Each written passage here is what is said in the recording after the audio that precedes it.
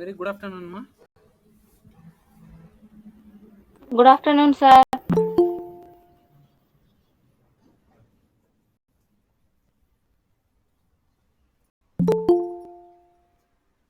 Sir, good evening, sir. Very good evening. Good evening, sir. Very good evening, ma.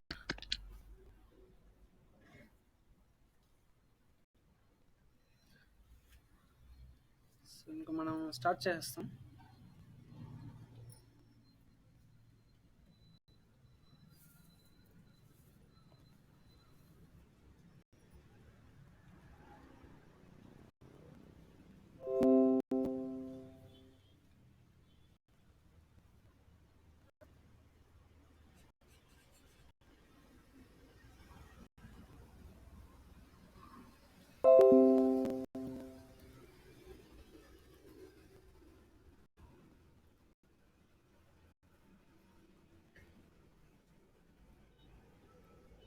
Next, another important concept, ma. In third unit,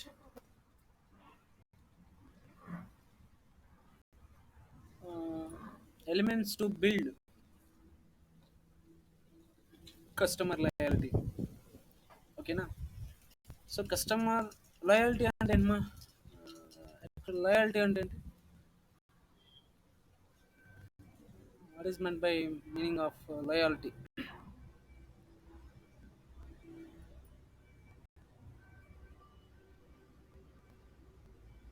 loyalty అంటే ఏంటమ్మా? Loyalty అంటారు. ఏంటి loyalty అంటే? Customer loyalty అంటారు. Customer loyalty. So loyalty అంటే నమ్మకం అంట తెలుగు. ఓకేనా? నమ్మకం. సో ఇక్కడ మనకి ఒక ఆర్గనైజేషన్ పట్ల, ఒక ఆర్గనైజేషన్ కన్జ్యూమర్ పట్ల, consumer he can express his nature towards the organization. So organization పట్ల అతనికి ఉన్నటువంటి ఆ నేచర్ అంటే అఫెక్షనేట్ అంటారు. అఫెక్షనేట్, ఆ నమ్మకం, బిలీవ్నెస్, లాయల్, ఫెయిత్నెస్. ఓకేనా? సో అవన్నీ ఎలా ఎక్స్ప్రెస్ చేస్తారంటే బై యూజింగ్, ఓకేనా, by using of their products and services. Automatically he feels very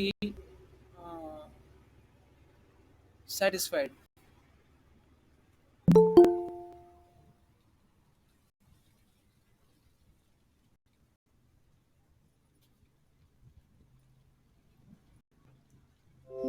so అతను ఎప్పుడైతే కస్టమర్ అనేవాడు ఎప్పుడు ఒక ఆర్గనైజేషన్ పట్ల, ఒక బిజినెస్ పట్ల, ఒక బిజినెస్ ఫర్మ్ పట్ల ఎప్పుడు గ్రాట్యూడ్గా ఉంటాడంటే,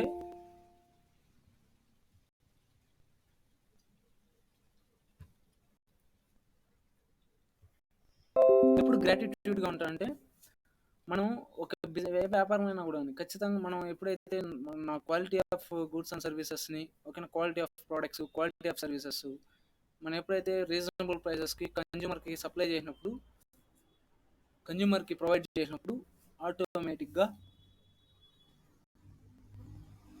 వాటిని కన్జ్యూమ్ అంటే వినియోగించడం వల్ల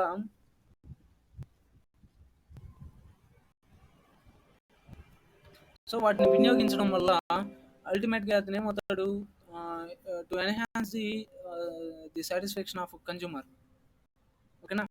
కన్జ్యూమర్కి కన్జ్యూమర్కి ఎప్పుడైతే మనకి సాటిస్ఫాక్షన్ ఎప్పుడు పెరుగుతుంది అంటే, కన్జ్యూమర్ సాటిస్ఫాక్షన్ ఎప్పుడు ఎన్హాన్స్ అవుతుంది అంటే, ఆ ప్రోడక్ట్స్ని, ఆ సర్వీసెస్ని కన్జంప్షన్ చేయాలన్నమాట. The consumption of products and services by using consumer ఎప్పుడైతే వాటిని యూజ్ చేయడం వల్ల అప్పుడు ఈ feels very satisfied with our products and services, because we will provide the features, quality of products, quality of services render to the consumer.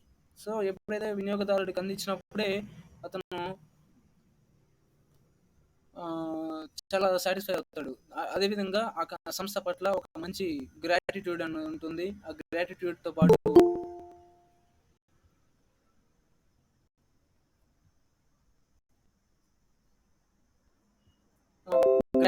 పాటు ఆ company పైన ఒక లాయల్ అనేది ఏర్పడుతుంది, ఒక నమ్మకం అనేది ఏర్పడుతుంది. సో ఆ నమ్మకం ఉండాలి అని అంటే ఖచ్చితంగా ఏ ఫోమ్ అయినా అలా they should be maintain the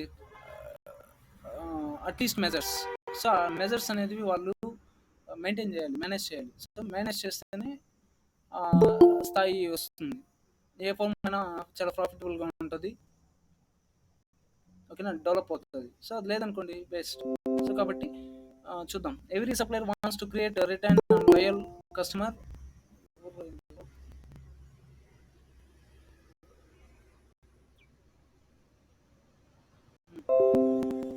So every supplier wants to create and retain a loyal customer who engages in the continuous profitable business with him. So ఎవరైతే కన్జ్యూమర్తో ఒక మంచి బిజినెస్ కంటిన్యూ అవుతా ఉందంటే, ఒక బిజినెస్ ఫామ్ కంటిన్యూ అవుతా ఉంది, at the same time వాళ్ళకి కావాల్సినటువంటి కన్జ్యూమర్కి కావాల్సినటువంటి ప్రోడక్ట్స్ కానీ సర్వీసెస్ కానీ మనం ఎప్పుడైతే ప్రొవైడ్ చేస్తుంటామో అప్పుడు ఆటోమేటిక్గా ఆ కంపెనీ పైన ఒక బిలీవ్నెస్ అనేది ఉంటుంది, ఒక రిలయన్స్ అనేది ఏర్పడుతుంది, ఒక నమ్మకం అనేది ఏర్పడుతుంది. సో ఆ నమ్మకమే ఆ customer loyalty is the success of the any business organization. So ఏ సంస్థకైనా, ఏ వ్యాపారానికైనా కస్టమర్ యొక్క నమ్మకమే వాళ్ళకి ప్రాఫిట్. కస్టమర్ నమ్మకం లేకుండా ఏ సంస్థ ఎదిగింది లేదు. సో కాబట్టి ఖచ్చితంగా మనం చూస్తూ ఉంటాం చాలా వరకు. ఇప్పుడు రిలయన్స్ అనుకోండి, రిలయన్స్ ఇంకో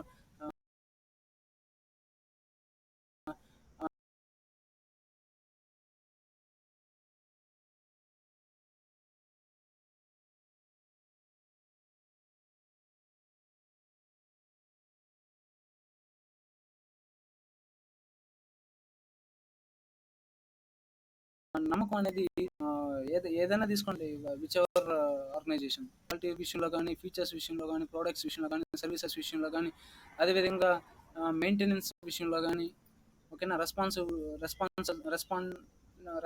విషయంలో కానీ, ఇట్లా ఆల్ ఓవర్గా వాళ్ళు ఆ ఆర్గనైజేషన్ అనేది అన్ని మెజర్స్ని ఫాలో అవుతుంది. కాబట్టి ఆ సంస్థ అనేది కన్జ్యూమర్కి లయాలిటీ అనేది బిల్డప్ చేయాలి. మనం ఎప్పుడు కన్జ్యూమర్లో మన కంపెనీ పట్ల ఒక లాయల్టీ ఉండాలి. మనం ఎస్, ఈ కంపెనీ అంటే చాలా మంచిది, నమ్మదగింది, నమ్మకం కలగద్ది అన్నది మనం ఇక్కడ ప్రజెంట్ చేయాలి. మా అర్థమవుతుందమ్మా చెప్పేది? చెప్పేది ఏమ్మా?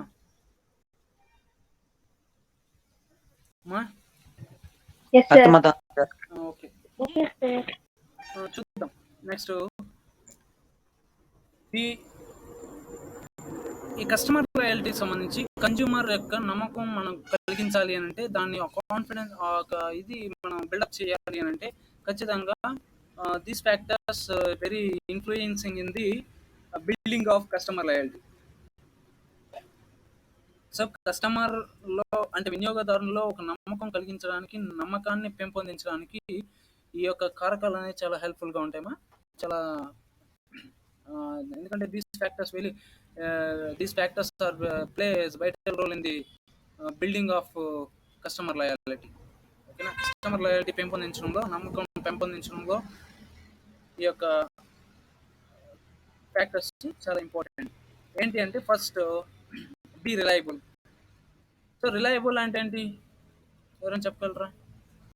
రిలయబుల్ అంటే ఏంటి? నిజమైన వాస్తవమే.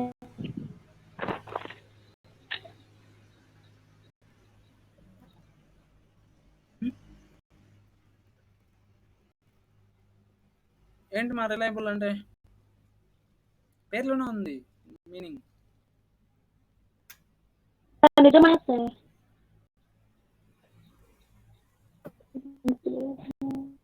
Very good. అంటే అది రియాలిటీ వేరు, మీరు చెప్పేది రియాలిటీ వేరు. రిలయబుల్ అంటే అంటే బిలీవ్నెస్, అంటే నమ్మదగిందిగా ఉండాలి. ఓకేనా, నమ్మదగిగే విధంగా ఉండాలి. ఓకేనా, నమ్మకం అంటారు యాక్చువల్గా. రిలయబుల్ అంటే రిలయబిలిటీ మీన్స్ నమ్మకం అంటారు. ఫెయిత్, విశ్వసనీయత అంటారు చూడండి, విశ్వసనీయత అంటారు. ఓకేనా, అది ఆ రిలయబిలిటీ అనేది ఉండాలి ఇక్కడ. దాన్నే రిలయబిలిటీ, ఆ నమ్మకం అనేది ఉండాలి. సో ఎప్పుడు సంస్థ ఎప్పుడు నమ్మకంగా ఉండాలి టువర్డ్స్ ఆఫ్ దేర్ కస్టమర్స్. ఓకేనా, వాళ్ళ కస్టమర్ పట్ల ఆ సంస్థ అనేది రిలయబుల్గా ఉండాలి, నమ్మదగినగా ఉండాలి, విశ్వసనీయత అనేది వ్యక్తపరచాలి. ఇప్పుడు చూడండి, the reliability arises from the consistent follow through and execution and standardized services and product quality, and also reliability begets repeat businesses became. For example, the McDonald's of your industry, by assuring the customers that they will receive the same top quality service every time they do businesses with you. ఎప్పుడైతే మనకి ఇప్పుడు reliability అనేది ఎప్పుడు ఉంటుంది అంటే, ఒక సంస్థ ఎప్పుడు కానీ కన్జ్యూమర్స్ పట్ల ఆ నమ్మకం అనేది ఉండాలి. ఓకేనా, ఆ విశ్వాసం ఉండాలి, ఫెయిత్ అనేది ఉండాలి. ఫెయిత్ లేకపోతే ఏం చేయలేము మనం. ఓకేనా, ఆ faith is the utmost good faith is most important then reliable కంటే కూడా ఫెయిత్ చాలా ఇంపార్టెంట్. ఆ ఫెయిత్నెస్ ఉంటేనే రిలయబుల్ ఉంటుంది, ఫెయిత్ లేకుండా రిలయబుల్ లేదు. సో కాబట్టి ఆ నమ్మకం ఎప్పుడు ఉంటుంది అంటే కస్టమర్స్లో, ఆ ఆర్గనైజేషను, ఆ business, whatever business organization, ఏ సంస్థ అయినా కానీ, ఆ సంస్థకు ఉన్నటువంటి ప్రిన్సిపల్స్ కానీ, మోరల్స్ కానీ, వాల్యూస్ కానీ, స్టాండర్డ్స్ విషయంలో కానీ, క్వాలిటీ విషయంలో కానీ, ఎక్కడ కానీ దే డోంట్ కాంప్రమైజ్. చూడండి, కొన్ని సంస్థలు ఉంటాయి క్వాలిటీ విషయంలో చాలా వాళ్ళు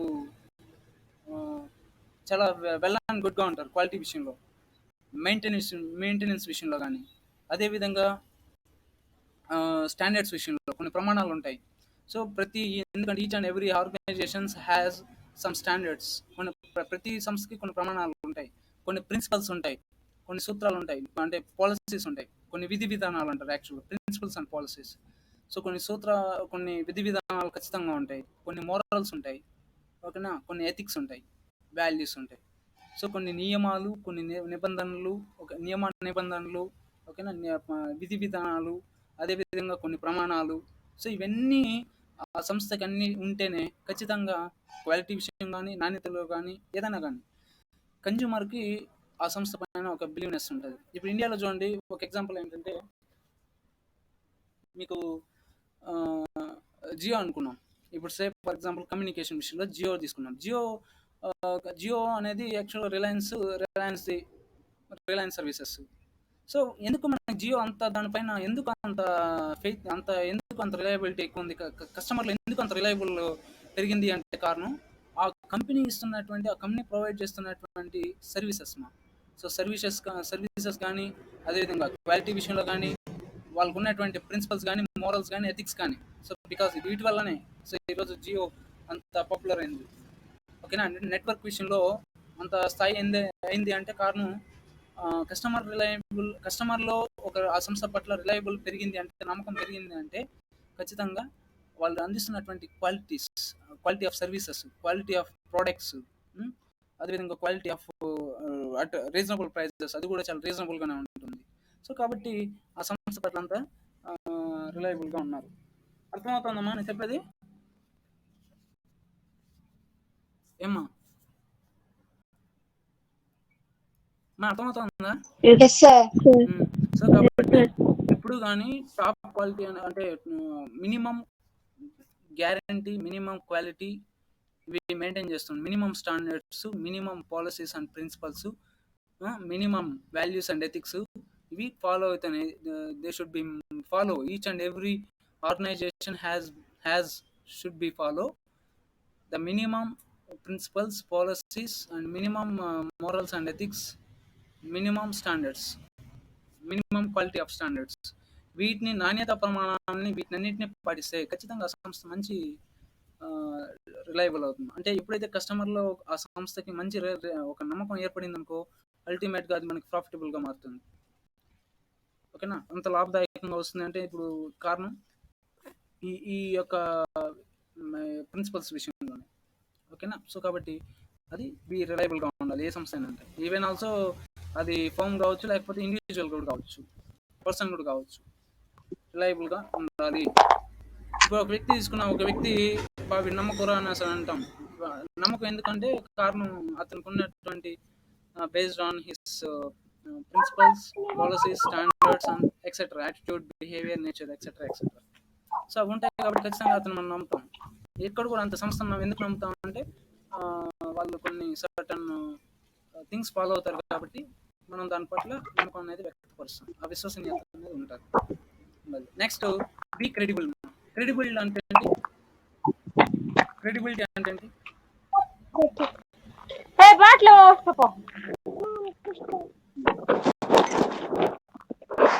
ఏంటి మా క్రెడిబిలిటీ అంటే?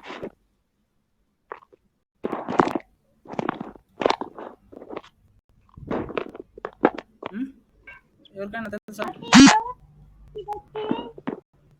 సో క్రెడిబుల్ అన్న కూడా మనకి ఒక మంచి, అంటే ఆ సంస్థ పట్ల ఒక ప్రామాణం ఏమంటారు అంటే విశ్వసనీయత.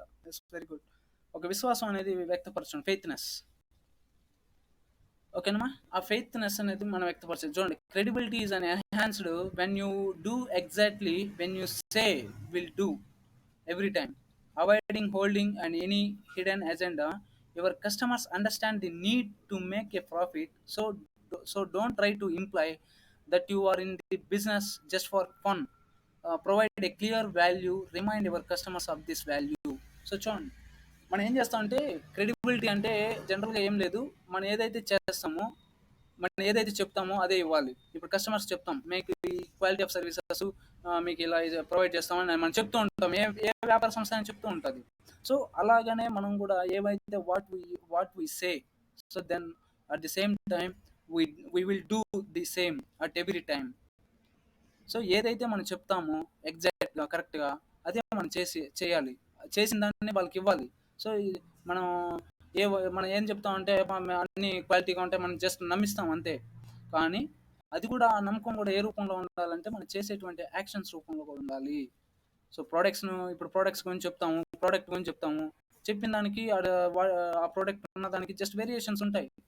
సో ఆ వేరియేషన్స్ లేకుండా మనం ఏదైతే ప్రోడక్ట్లో ఫీచర్స్ విషయంలో కానీ, దాని యొక్క క్వాలిటీ కానీ, క్వాంటిటీ కానీ, ప్రైస్ కానీ, ఇవన్నీ ఎలా చెప్తామో సేమ్ అదే విధంగా కూడా మనం అదే చేయాలి. Same will do the same thing at every time.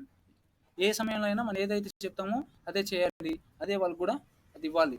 So దీన్ని ఎప్పుడు కానీ మనం ఒకటి లోపల పెట్టుకున్నాం అంటే మనం పైకి ఒకటి చెప్తాము, లోపల ఒకటి చేస్తాము. ఒక ఎజెండా ఉంటుందా, ప్రతి ఆర్గనైజేషన్కి ఒక ఎజెండా ఉంటుంది. ఎజెండా ప్రకారం ఏం చేస్తామంటే మనం చెప్తాము.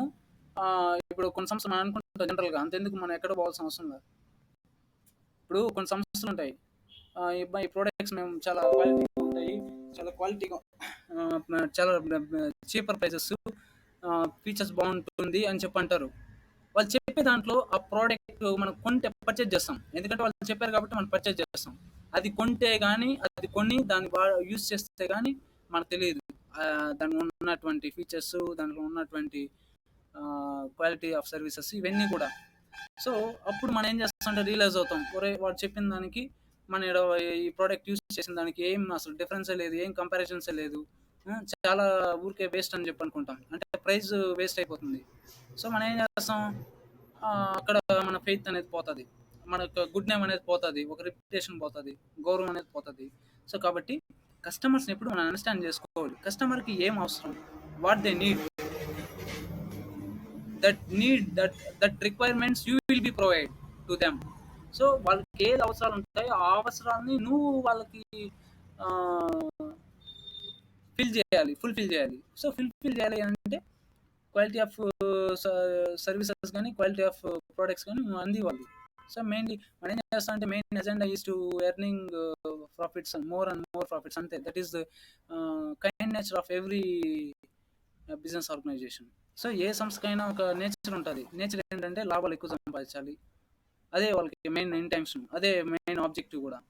సో ఆబ్జెక్టివ్ ఎక్కడ ఉండాలి? ఇక్కడ కస్టమర్ని మనం బిల్డ్ చేసుకుంటే, కస్టమర్లో మన సంస్థ పట్ల ఒక మంచి విశ్వసనీయత ఉంటే ఆటోమేటిక్గా మనకేంటి మంచి మార్కెటింగ్ షేర్ పెరుగుతుంది. ఓకేనా, మంచి సేల్స్ వాల్యూమ్ పెరుగుతుంది, మంచి ప్రాఫిట్స్ వస్తాయి. So this is the agenda. So ఇక్కడ ఏంటంటే ఇంకొక హిడెన్ ఎజెండా ఉంటుంది, వాళ్ళని దోచుకోవాలి అనేటువంటి కాన్సెప్ట్ అయిపోయింది nowadays. So that is not good. ఎప్పుడు కానీ always be maintain with credible. So విశ్వసనీయత అనేది మనం పెంపొందించుకోవాలి, ఏ సంస్థ అయినా అంతే. Next be responsive. Be responsive.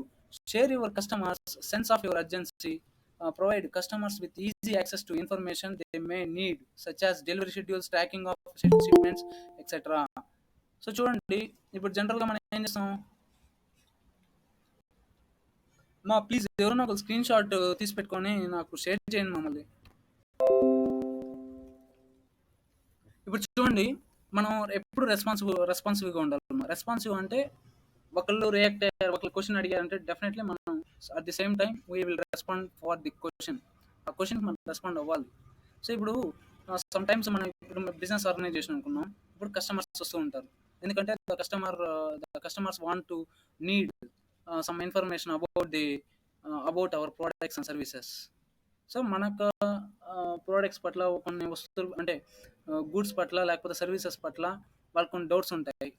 ఓకేనా, they may arise some doubts about our products and services. We need to fulfil their doubts. So వాళ్ళ డౌట్స్ని ఫిల్ఫిల్ చేయాలి,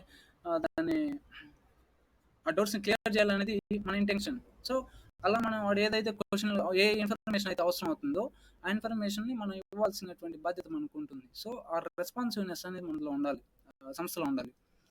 ఆ సంస్థ కొంటేనే డెఫినెట్గా కన్జ్యూమర్ అనేవాడు పర్లేదు. మనం ఇప్పుడు చూస్తుంటాం, మనది ఫస్ట్లో ఇప్పుడు మనం వెళ్తుంటాం, ఒక షోరూమ్ తీసుకున్నాం, షోరూమ్ అయితే ఏదైనా బైక్ ఇంకోటి ఏదైనా కొంటాము కొత్తది, కొన్నంత వరకే వాడు బాగా రెస్పాండ్ అవుతాడు. ఆ కొనేనాక మళ్ళీ మనం ఏం చేస్తాం, మీద రిపేర్స్ వచ్చింది లేదంటే సర్వీస్ పర్పసెస్ వచ్చింది అనుకో వెళ్తాం. సో వెళ్ళినప్పుడు ఏమవుతుంది, వాళ్ళు అసలు they don't give proper response, అసలు రెస్పాన్స్ కూడా అవ్వరు. సో మనం చూస్తుంటాం variation. That's not good, correct, that's not good manner. So కాబట్టి always be responsive towards the customers. ఎందుకంటే whatever information they want, that information will be provided by you to them. So ఆ information అనేది నువ్వు provide చేయాలి వాళ్ళకి. So schedules విషయంలో కానీ, ఆ ప్రోడక్ట్స్ విషయంలో కానీ, లేకపోతే డెలివరీ విషయంలో కానీ, లేకపోతే ట్రాకింగ్ ఆఫ్ షిప్మెంట్స్ అంటే మనకు వస్తే ఎక్కడ వస్తుంది, ఎక్కడ షిప్ అవుతుంది, ఎక్కడ రవాణాలో ఉంది, వాటికి సంబంధించినటువంటి ఇన్ఫర్మేషన్ కానీ, ఇవన్నీ మనం వాళ్ళకి ఏవైతే డౌట్స్ ఉంటాయో ఆ డౌట్స్ క్లారిఫై చేయాల్సినటువంటి రెస్పాన్సిబిలిటీ మన పైన ఉంటుంది. సో సంస్థ పైన ఉంటుంది. సో కాబట్టి ఇక్కడ every employee to make good enlighten towards about their consumer needs. So వాళ్ళ యొక్క వినియోగదారుని యొక్క అవసరాల పట్ల ఆ కంపెనీ అనేది రెస్పాన్సివ్నెస్గా ఉండాలి.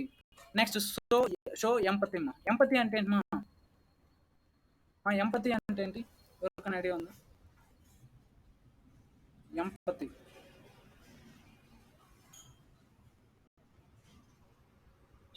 ఇక్కడ ఎంపతి అంటే, సింపతి అంటే అది వేరు. సింపతి అంటే కనికరం చూపించడం, ఎంపతి అంటే సానుభూతి చూపించడం, అంటే సానుకూల దృక్పథం, అంటే వినియోగదారుని పట్ల మనం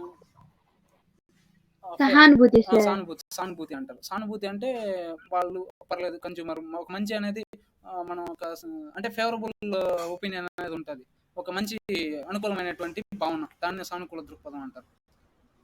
ఓకేనా. సో ఎందుకంటే ఇప్పుడు మనం చూస్తుంటాం, ఎప్పుడు కానీ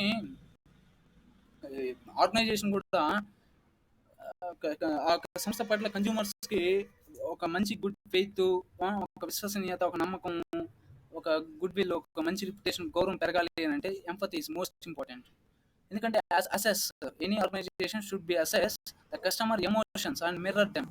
సో కస్టమర్స్ ఎమోషన్ అర్థం చేసుకోవాలి. సో అర్థం చేసుకుంటే అప్పుడు తెలుస్తుంది. So if the customer seems anxious, reassure them. If a customer is excited about the product, share that excitement through the comments and his voice and other verbal messages use their own terms to reinforce of feelings. చూడండి, ఎప్పుడైతే ప్రతి సంస్థ ఎప్పుడైతే ఈ యొక్క ఎంపతిని అంటే ఆ వినియోగదారుల పట్ల, కన్జ్యూమర్స్ పట్ల ఒక సానుభూతి అనేది దృక్పథం ఉన్నిందంటే డెఫినెట్గా వాళ్ళ కస్టమర్స్ ఫీలింగ్స్ ఏంటి, వాళ్ళ అవసరాలు ఏంటి, వాళ్ళ స్ట్రగుల్స్ ఏంటి, ఇవి మనం అర్థం చేసుకోవాలి. అర్థం చేసుకుంటే డెఫినెట్గా మనం ఆ ఫీలింగ్ ఆ కన్జ్యూమర్లో మనం చూడొచ్చు. So by taking taking up as feedback, me feedback రూపంలో ఇస్తూ ఉంటారు. ఇప్పుడు సే ఫర్ ఎగ్జాంపుల్ మోర్ కానీ లేకపోతే రిలయన్స్ సూపర్ మార్కెట్స్ కానీ మనం విజిట్ చేసినప్పుడు వాళ్ళు ఏం చేస్తారంటే ఫీడ్బ్యాక్ ఇస్తారంటారు. చూడండి, మీరు లాస్ట్ అమౌంట్ పే చేశాక what's about your feedback about our services అని చెప్పి మీకు ఫీడ్బ్యాక్ ఇస్తుంటారు. Good, very good, excellent, very good, good, average, లేకపోతే నాట్ బ్యాడ్, ఇట్లా ఇస్తూ ఉంటారు. అవునా? So that is the excitements అంటారు వాటిని. So excitements. అదేవిధంగా కామెంట్స్ రూపంలో వాళ్ళు ఎక్సైట్ అవుతుంటారు. అదేవిధంగా ఫీడ్బ్యాక్స్లో కానీ, అదేవిధంగా ఇంకేదైనా వాయిస్ విషయంలో కానీ వాయిస్ కూడా ఇవ్వచ్చు. అబ్బా పర్లేదు, మీ కంపెనీ చాలా సర్వీసెస్ చాలా బెటర్గా ఉంది, చాలా ఎన్లైటన్గా ఉన్నాయి, చాలా బాగున్నాయి అని చెప్పి అంటూ ఉంటారు. సో అలాంటివి కానీ, అదేవిధంగా అదర్ వర్బల్ మెసేజెస్, ఇంకా ఏదైనా త్రూ మెసేజెస్ ద్వారా కూడా మనకి రేటింగ్స్ ఇస్తూ ఉంటారు. So that's kind of indications. It's very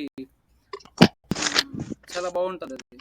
ఓకేనా? సో కాబట్టి ఎంపతి అనేది ఉండాలి. కస్టమర్ ఇప్పుడు మంచి సర్వీసెస్ ఇచ్చామనుకోండి, వాడు మనం లేట్ చేస్తూ ఉంటాం. లేట్ చేస్తే ఏమవుతుంది, వాడు చిరాకు చాలా హీ గెట్స్ వెరీ ఫ్రస్ట్రేటెడ్. చాలా వాడు ఎక్కువ ఫ్రస్ట్రేట్ అవుతూ ఉంటాడు. ఆ ఫ్రస్ట్రేటెడ్ వల్ల ఏమవుతాడు, ఏంద్రనైనా ఇప్పుడు మనం ప్రోడక్ట్ ఏదైనా ప్లేస్కి ఇచ్చాము, రేపు ఇస్తాడు, ఎల్లుండి ఇస్తాడు, జనరల్గా లేట్ అయ్యే కొందికి ఆ కంపెనీ పట్ల, ఆ సర్వీసెస్ పట్ల కొంచెం కోపం అనేది ఉంటుంటుంది. సో కాబట్టి అలాంటివి లేకుండా వాళ్ళకి చాలా స్పీడీ సర్వీసెస్ అనేది మనం ప్రొవైడ్ చేయాలి. సో అలా ఉంటేనే డెఫినెట్గా ఏదైనా బాగుంటుంది. సో కాబట్టి కస్టమర్స్ని, వాళ్ళ ఫీలింగ్స్ని, వాళ్ళ ఎమోషన్స్ని, వాళ్ళ ఇది మనం అండర్స్టాండ్ చేసుకోవాలి. అండర్స్టాండ్ చేసుకుంటే వాళ్ళు మనం అండర్స్టాండ్ చేసుకుంటారు. ఏ రూపంలో అంటే by sharing their comments, their feedbacks, their positive voice. ఓకేనా? Certain relevanted positive messages. So ఇట్లా మనకి వస్తే డెఫినెట్గా ఆ కంపెనీ బాగుంటుంది. Next, hire good employees. Hire అంటే ఏంటి? ఎవరికైనా ఐడియా? హైర్ అంటే ఏంటి మా? హైర్ అంటే ఏంటి?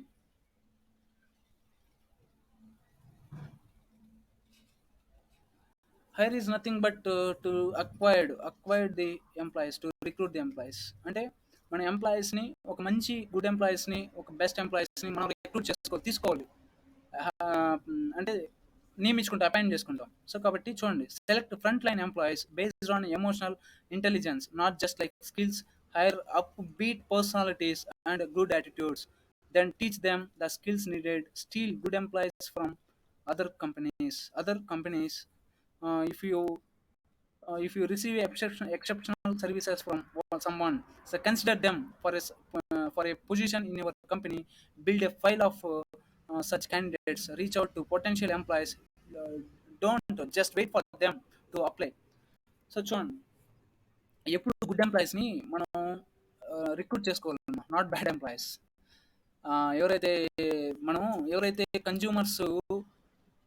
ఎవరైతే కన్జ్యూమర్స్ మనసులు అంటారు కదా, కన్జ్యూమర్స్ని వాళ్ళ అభిరుచిని చూరకుంటా. చూడండి, తెలుగులో చెప్తా ఉంటారు చాలా మంది. It's absolutely meaningful. ఇప్పుడు ఒక వినియోగదారుని యొక్క అభిరుచిని ఎవరైతే చూరకుంటారో, వాళ్ళ యొక్క అభిమానాన్ని ఎవరైతే చూరకుంటారో, వాట్ ఈస్ గుడ్ ఎంప్లాయ్ అని చెప్తూ ఉంటారు. So that is the very highlight point. ఏంటంటే ఇప్పుడు జస్ట్ ఎంప్లాయ్ అంటే not just like A act as a employee లాగా యాక్ట్ చేయకూడదు. సో అతను ఏం కావాలంటే, అతనికి ఉన్నటువంటి స్కిల్స్ని, అతనికి ఉన్నటువంటి పర్సనాలిటీస్ని, ఆ పర్సెప్షన్స్ని, అదేవిధంగా నాలెడ్జ్ని, యాటిట్యూడ్స్ని అవి ఎక్స్ప్రెస్ చేయాలి. సో ఎక్స్ప్రెస్ చేసే విధంగా కంపెనీస్ వాళ్ళకి ట్రైన్ చేయాలి. సో ట్రైన్ చేస్తే ఆటోమేటిక్గా వాళ్ళు ఒక మంచి ఎంప్లాయీగా ఆ సంస్థ కోసం పాటుపడతారు. సో ఆ సంస్థ కోసం పాటుపడి ఆ సంస్థ యొక్క అభివృద్ధిలో వాళ్ళ ఒక పార్ట్ అనేది ఉంటుంది.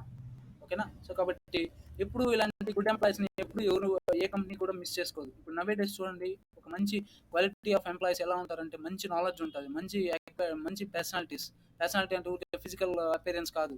Personalities mental personalities. ఓకేనా? మెంటల్ పర్సనాలిటీ అంటారు, ఫిజికల్ పర్సనాలిటీ ఇస్ డిఫరెంట్. ఆ మెంటల్ పర్సనాలిటీ చాలా అవసరం. అప్పుడే how much he has potential, ఎంత అతనికి పొటెన్షియల్ ఉంది, అతని మార్కెట్ వాల్యూ ఎంత ఉందని కూడా అనలైటింగ్ చేయగలుగుతారు. సో ఓకేనా, అలా ఉంటుంది. సో కాబట్టి ఇలాంటి ఎంప్లాయీస్ని మనం రిక్రూట్ చేసుకోవాలి. Ultimately he work for the organization, not work for the selfishness. వాళ్ళు స్వార్థ ప్రయోజనం కోసం వర్క్ చేయరు, సంస్థ కోసం వర్క్ చేస్తారు. సో అలాంటి ఎంప్లాయీస్ని మనం ఫ్రంట్ లైన్ ఎంప్లాయీస్గా మనం పెట్టుకోవాలి. సో ఇప్పుడు చూడండి, కొంతమంది ఇప్పుడు ఫర్ ఎగ్జాంపుల్ రిసెప్షనిస్ట్ అనుకున్నాం.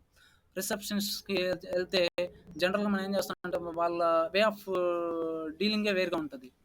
సో కాబట్టి చాలా ఇంటెలిజెంట్గా ఉంటుంది, చాలా అట్రాక్టివ్గా ఉంటుంది, చాలా ఇన్స్పైరబుల్గా ఉంటుంది, చాలా మోటివేటెడ్గా ఉంటుంది. ఇలా ఈ కైండ్ ఆఫ్ థింగ్స్ అనేవి వాళ్ళు ఉంటాయి కాబట్టి ఇన్వాల్వ్ ఉంటాయి కాబట్టి అల్టిమేట్గా మనకి ఒక మంచి అదేదంట చూడండి, ఫస్ట్ ఇంప్రెషన్ బెస్ట్ ఇంప్రెషన్.